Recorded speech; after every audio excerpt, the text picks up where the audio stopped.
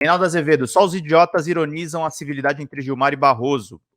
Um criticou o outro na Lava Jato, tá, gente? Reinaldo Azevedo critica o suposto clima de picuinha na imprensa brasileira em relação aos ministros Gilmar Mendes e Luiz Roberto Barroso. Vamos ler juntos.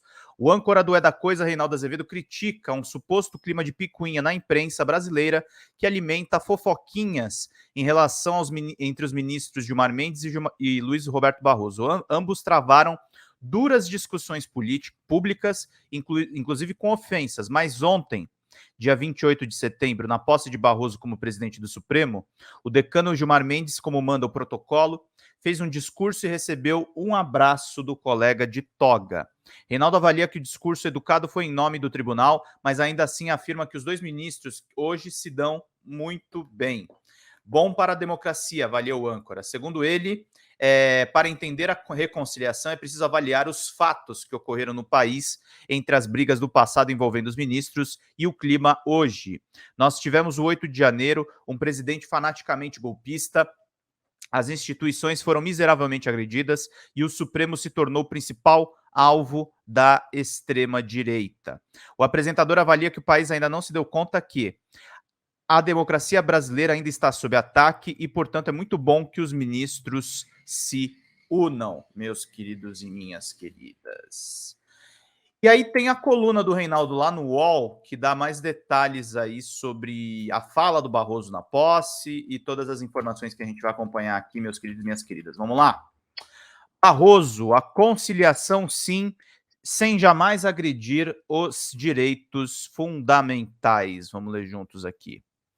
Procurem no dicionário o sentido da palavra soberbo. Uma das acepções nos aponta arrogante como sinônimo, mas também define o que tem de aspecto grandioso, o belo, o magnífico, o valioso, o preciso, o que demonstra destemor e bravura. Roberto Barroso, novo presidente do Supremo, fez nesta quinta um discurso de posse soberbo. Sobre falar ao presidente, acenou para o futuro e expôs, e isso me agradou muito especialmente, a natureza da Constituição da República Federativa do Brasil, tantas vezes vilipendiada pela ignorância, soberba, convidou ao diálogo dos fortes e não ao conciálogo entre chantagistas e covardes. Da natureza do texto, a crítica mais recorrente à carta apoia a sua largueza e a sua disposição de abarcar todos os setores da vida pública, discorrendo longamente sobre uma gigantesca lista de direitos, sem que se liste também as obrigações. É uma consideração obviamente demeritória, como se o Brasil, um gigante indômito e ávido por grandes feitos, se visse atado por amarras manipuladas por algum ente metafísico. De saída, noto que vocês jamais ouviram essa crítica sair da boca dos despossuídos. Ela costuma frequentar a pena, a militância e o lobby dos poderosos, aqueles mesmos que, com impressionante despudor, insistem que em uma das sociedades mais desiguais da Terra está condenada ao atraso porque haveria por aqui um excesso de benefícios sociais. Com a pança satisfeita de iniquidades, ignoram, por exemplo, que mais da metade da mão de obra de hoje do país está na informalidade, o que representa, na esmagadora maioria dos casos, em déficit de liberdade, de bem-estar e de respeito. Não temos proteção demais, a diferença do que sustenta essa ladainha rasa e interessada, mas de menos. É preciso, isso sim, que aquilo que está consagrado como garantia e valor ganhe uma dimensão prática e proteja a todos, sem distinção. Ele lembrou em seu discurso o que nos iguala às outras democracias. A Constituição estrutura o Estado, demarca a competência dos poderes e define os direitos e as garantias dos cidadãos. Todas as constituições democráticas fazem isso, a brasileira inclusive. Mas destacou também o que nos distingue. Porém, a nossa Constituição vai bem além. Ela contempla também o sistema econômico, o sistema tributário, o sistema previdenciário, o sistema da educação, o sistema de preservação ambiental da cultura, dos meios de comunicação, da proteção às comunidades indígenas, da família, da criança, do adolescente, do idoso, em meio a muitos outros temas. Nesse ponto, o crítico de que falo acima poderia protestar. Pois é, isso é muito ruim. O Reino Unido tem lá suas normas gerais, O resto é jurisprudência.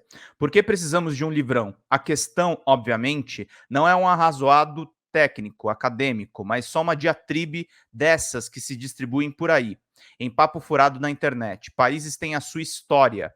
O ministro afirmou: incluir uma matéria na Constituição é, em larga medida, retirá-la da política e trazê-la para o direito. Essa é a causa da judicialização ampla da vida no Brasil. Não se trata de ativismo, mas de desenho institucional. Nenhum tribunal do mundo decide tantas questões divisivas da sociedade. Contrariar interesses e visões de mundo é parte inerente do nosso papel. Nós sempre estaremos expostos à crítica e à insatisfação, e isso faz parte da vida democrática. Por isso mesmo, a virtude de um tribunal jamais poderia ser medida em pesquisa de opinião. O diagnóstico é preciso, eu faria no que vai acima apenas um ajuste. A matéria pode ser encaminhada para um terreno sem que se deixe o outro. Os embates que temos assistido e os esforços para desqualificar o tribunal nos dizem isso. Mas você não imagina, Reinaldo, um outro desenho do sistema de justiça? Posso imaginar quantas coisas quiser, mas reconheço, e por isso aponto o acerto do ministro, o ethos do nosso ordenamento. Mesmo com mais de 700 mil mortos em decorrência da Covid no Brasil, eu me indago: quantas vidas a amplidão da lei maior, da nossa lei maior, salvou à medida que o Supremo foi chamado a arbitrar, e sempre dentro das prerrogativas de que dispõe, sobre vacina, distanciamento social, auxílio emergencial, conflito de competência entre as esferas federativas, etc. E todas as decisões, sem exceção, serviram à proteção dos direitos fundamentais. A autocontenção e a democracia, em meio à balbúrdia provocada por arruaceiros que transformaram o STF no principal alvo de suas investidas, em meio à balbúrdia provocada por arruaceiros que transformaram o STF no principal alvo das suas investidas, o novo presidente da corte observou com pertinência: é imperativo que o tribunal haja com autocontenção e em diálogo com outros poderes e com a sociedade. Como sempre procuramos fazer e pretendo intensificar, numa democracia não há poderes hegemônicos, garantindo a independência de cada um. O presidente Arthur Lira, o presidente Rodrigo Pacheco, conviveremos em harmonia, parceiros institucionais pelo bem do Brasil. Desde 8 de janeiro, seria impossível evitar o tema da defesa da democracia. E também estamos sempre juntos, como lembrou o ministro Gilmar Mendes na sua bela oração, em sólida unidade na defesa da democracia. A democracia constitucional é a composição de valores diversos, duas faces da mesma moeda: de um lado a soberania popular, eleições livres e governo da maioria; de outro o poder limitado, o Estado de Direito, o respeito aos direitos fundamentais. Um equilíbrio delicado e essencial. Em todo o mundo, a democracia constitucional viveu momentos de sobressalto, com ataques às instituições e perda de credibilidade. Por aqui, as instituições venceram, tendo ao seu lado a presença indispensável da sociedade civil, da imprensa e do Congresso Nacional. E justiça seja feita, na hora decisiva, as Forças Armadas não sucumbiram ao golpismo. Costumamos identificar os culpados de sempre: o extremismo, o populismo, o autoritarismo, e de fato eles estão lá. Barroso foi um dos magistrados mais miseravelmente atacados pela máquina de difamação bolsonarista, que passou a lhe atribuir, como se dotado fosse de superpoderes, a derrota do voto impresso no parlamento. Parte da campanha de desqualificação do sistema de votação se deu quando presidia o Tribunal Superior Eleitoral. De fato, o arreganho contra as instituições democráticas se espalha mundo afora, capitaneado, no mais das vezes, pelo populismo de extrema-direita, e isso digo eu, não ele. Mas também é verdade que os criminosos foram derrotados. Não convém não descuidar da vigilância. Esse sou eu de novo. Fez bem em destacar que as Forças Armadas não sucumbiram pensando a constatação de um adjunto adverbial na hora decisiva. Estou entre os que avaliam, mas isso não cabe a ele falar, que a leniência dos fardados com a arruaça, inclusive com uma nota pusilânime dos 3 comandantes no dia 11 de novembro, concorreu para produzir o resultado de 8 de janeiro. Mas é fato, eles não sucumbiram, ainda que isso pode se dever a injunções que não tinham a ver com vontade, mas com falta de condições objetivas para sustentar um eventual golpe de Estado. De toda sorte, tivesse havido a virada de mesa, teria sido um evento catastrófico para o país, mesmo que durasse pouco. Definição feliz. Como tenho dito aqui em toda parte, restou à extrema-direita apenas o discurso dos chamados costumes. A sua pauta consiste em mobilizar a sociedade contra os perigos que representariam, vejam que coisa, justamente as minorias destituídas de direitos. Alguns temas que mobilizam os piores rancores, e já se falou aqui do caráter analítico do nosso texto constitucional, estiveram, estão ou estarão no Supremo. A descriminalização da maconha para consumo, o aborto, o marco temporal para a demarcação de terras indígenas, a união homoafetiva, a criminalização da homofobia, a da transfobia e etc. Tenta-se até, num movimento de espantosa delinquência intelectual e política, votar uma PEC que transformaria o Congresso numa corte revisora do Supremo. É o tipo de coisa que não chega nem a estar errada de tão estúpida. Trata-se, como afirmei ontem aqui, de um movimento de intimidação do Supremo. Barroso reiterou um compromisso que ouso chamar de moral e ético. Numa passagem particularmente feliz, definiu assim os direitos fundamentais. São os direitos humanos incorporados à ordem jurídica interna. Mais ainda, são a reserva mínima de justiça de uma sociedade, em termos de liberdade, igualdade e acesso aos bens materiais e espirituais básicos para uma vida digna. O ministro reiterou os compromissos daquela casa. Temos sido parceiros da ascensão das mulheres, na luta envolvente por igual respeito e consideração, no espaço público e no espaço privado, bem contra a violência doméstica e sexual.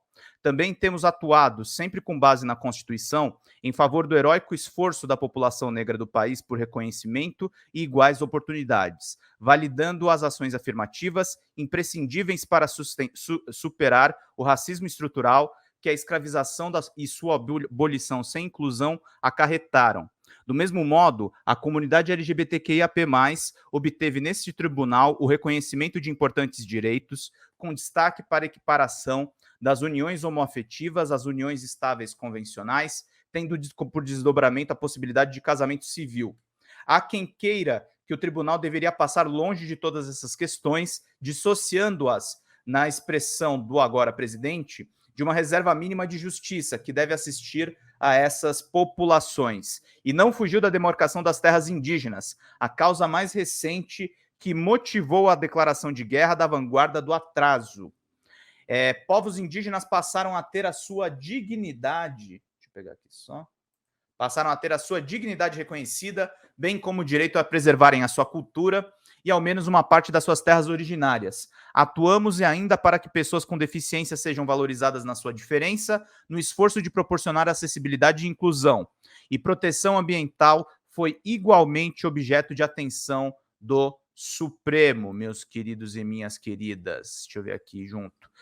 Essas, destacou o orador, não são causas progressistas, mas da humanidade, da dignidade humana, do respeito e da consideração por todas as pessoas. Pacto civilizatório. Vamos lá, gente. Quase 100 curtidas, nenhum superchat ainda, mas 300 visualizações já. Vamos erguendo aqui a nossa audiência. Vão curtindo e vão compartilhando. Vão curtindo e vão compartilhando para a gente não perder nada.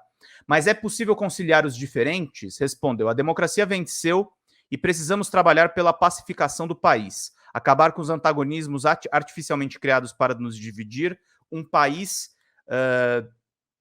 que não é feito de nós e eles, somos um só povo no pluralismo de ideias, como é próprio de uma sociedade livre e aberta. Bastar-se a si mesmo é a maior solidão, escreveu o poeta. O sucesso do agronegócio não é incompatível com a proteção ambiental. Pelo contrário, o combate eficiente à criminalidade não é incompatível com respeito aos direitos humanos. Mas, no interesse da justiça, pretendo ouvir a todos, trabalhadores e empresários, comunidades indígenas e agricultores, produtores rurais e ambientalistas, gente da cidade e do interior, e também conservadores, liberais e progressistas. Ninguém é dono da verdade, ninguém tem o monopólio do bem e da virtude. A vida na democracia é a convivência civilizada dos que pensam diferente, e quem pensa diferente de mim não é meu inimigo, mas meu parceiro na construção de uma sociedade aberta, plural e democrática. Encerro. O discurso traduz o que a civilização democrática pode produzir de melhor. As discordâncias são próprias da vida em sociedade, mas se define um método com regras conhecidas para que possam ser expostas e exercitadas. Torço, é claro, para que vocações autoritárias se deixem convencer pelo avanço e pelo pacto civilizatórios, mas também sou realista. As circunstâncias da política brasileira nos últimos anos levaram ao florescimento, como são as flores do mal e dos maus, de uma militância fanaticamente reacionária. Ela vê na defesa dos direitos fundamentais, que são os direitos humanos incorporados à ordem jurídica, mero território para a guerra ideológica, de sorte que combatê-los passa a ser uma forma passa a ser uma forma de enfrentar o inimigo. Ora, a consequência inescapável dessa postura são a discriminação e a violência política, que têm que ser enfrentados e vencidos, meus queridos, minhas queridas. Bom, isso aqui é praticamente um react escrito, né, do Reinaldo ao discurso do Barroso, o que complementa muito aquele textinho curtinho da Band, que ele fala um pouco das tretas do Barroso com o Gilmar Mendes, sobretudo no âmbito da Lava Jato, né? No âmbito da Lava Jato, a coisa realmente pegou fogo entre os dois.